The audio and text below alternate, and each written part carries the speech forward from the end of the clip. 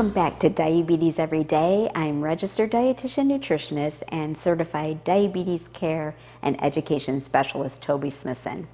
If you haven't already, make sure to subscribe to my channel and log on to my diabeteseveryday.com website to sign up for my newsletter.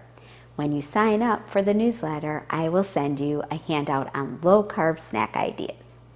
Many of you have asked me to post more information about plant-based eating, specifically whole food plant-based eating. So that is what we are going to talk about today. If you are ready to press the stop or pause button, don't touch that button. It's worth listening to a quick review of the research because it is something I know you will want to hear about.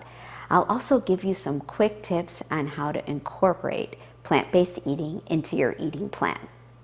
There are many studies showing improvement in blood sugar management and even placing prediabetes and type 2 diabetes in remission.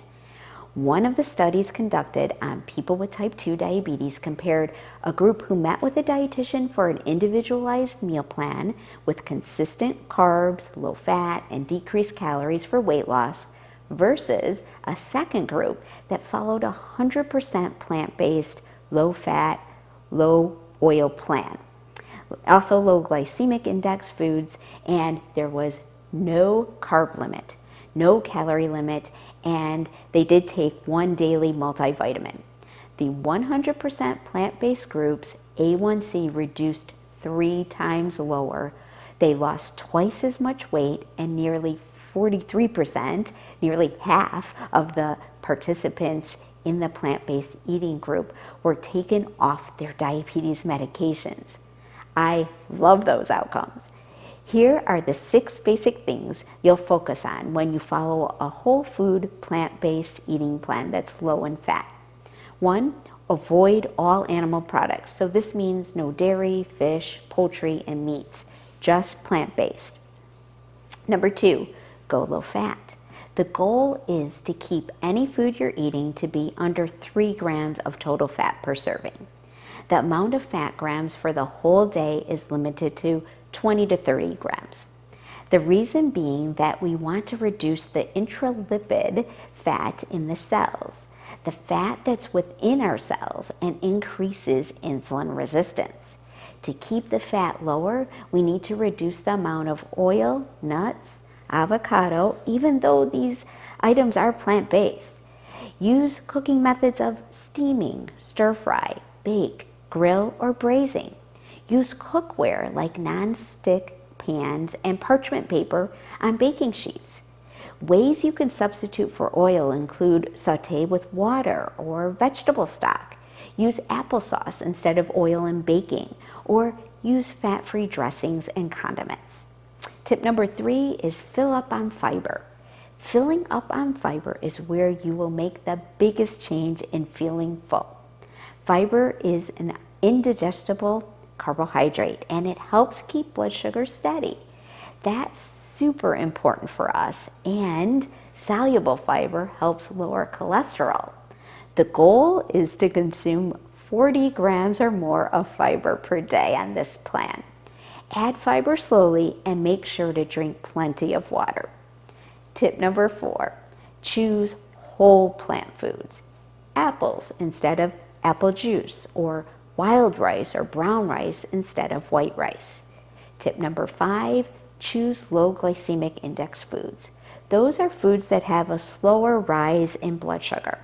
For instance, sugar will spike your blood sugar, whereas fresh fruit will give you a slower rise.